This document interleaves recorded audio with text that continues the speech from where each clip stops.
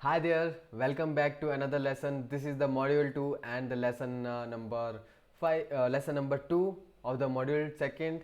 So let me just share my screen and we have already bought the domain and hosting in the last lesson. Today we are going to connect the domain with the hosting. So basically the lesson name is name servers and DNS and pointing domain to hosting. So basically, earlier in previous lessons, we learned that uh, like we have three things called domain, hosting, and name servers. So basically, we are going to connect the domain with the hosting using the name servers or DNS. So let me just give you an overview of what we learned in the last lesson. So basically, we learned that we by the domain name is like this act as a mask for the IP address, a easy to remember address used to access websites. So basically, domain name is mapped to a IP address. So now when we buy a new domain name and hosting, they are not actually connected in the beginning. In case of domain, we bought the domain from GoDaddy. As you already know, we bought the domain from the GoDaddy last time. So basically, the domain do not have a proper IP address of our hosting right now. So what we need to do, we need to connect the domain with the hosting using the DNS. So let me just log into the account here. Just give me a second. So basically guys, as I told you, like now it's time to update our DNS settings, and now we can actually set up our domain name and connect it with the hosting. So for now we are going to be using hosting called Fastcomet, and I will just log into my Fastcomet account.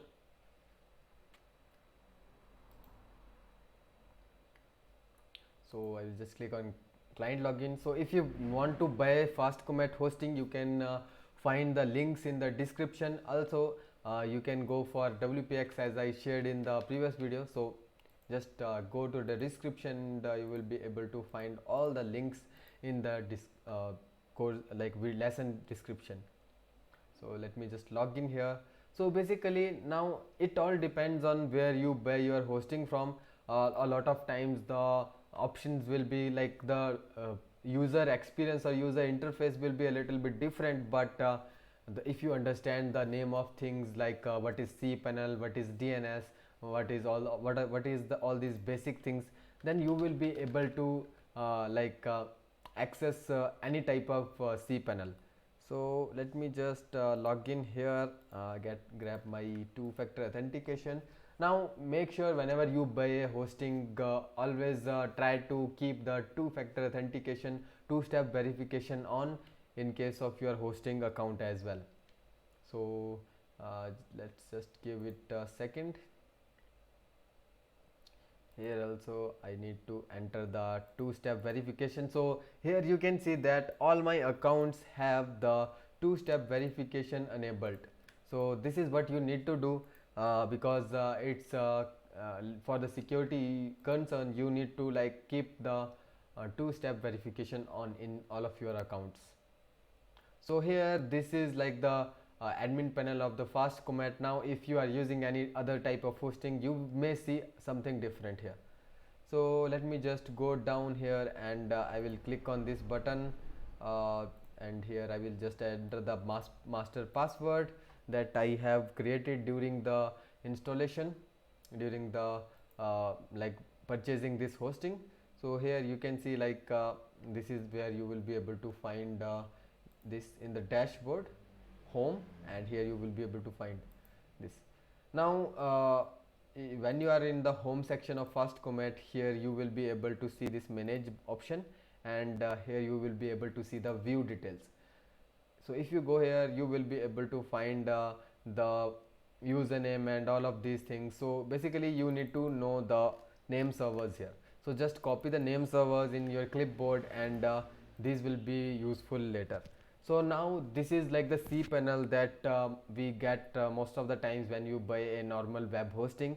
if you are going for WordPress hosting, sometimes they do not provide you such cPanel, so it doesn't matter actually. So right now what we are going to do, we are just going to go to the product section here where I bought the domain name system that sells. I will just click on the domain name, or even I can find it below. Sometimes just wait, I will just go back so that I can show you the normal way of doing things. So now initially GoDaddy will actually try to make it easy for you, for new people to access this admin panel of theirs. But because I am an experienced person, so I know like where I have to go. So in case you also need to know that, you just have to go to the domain section, and this is the link. If you want to go through the link here, you need to go to the domain here, like this is the domain, and just go here, and here you will be able to find some of the settings. It's taking some time today. I will close this one. So here you can see that all of the things are here, and now you need to go here and click on the manage DNS button. So just click on the manage DNS button, and here you can change the name servers. Now we have already copied the name servers from this option here. If you are not able to find this, you can also find all these details in your in the email address, like the whenever you buy hosting, they will actually send you an email with all the details, so you can go for that as well. So right now you can see that in place of name servers, we have default name servers here, which means like these are name servers are pointed to godaddy.com. So basically as I told you that name servers act as a you can say the access token for who is going to manage your DNS. Now I told you in earlier classes that DNS is a a service for people like us. We have like multiple kind of DNS servers, but there is one DNS server that we manage. We manage our DNS records in one DNS server. So which DNS server you are going to use, which DNS manager you are going to use, that is defined by the name servers here.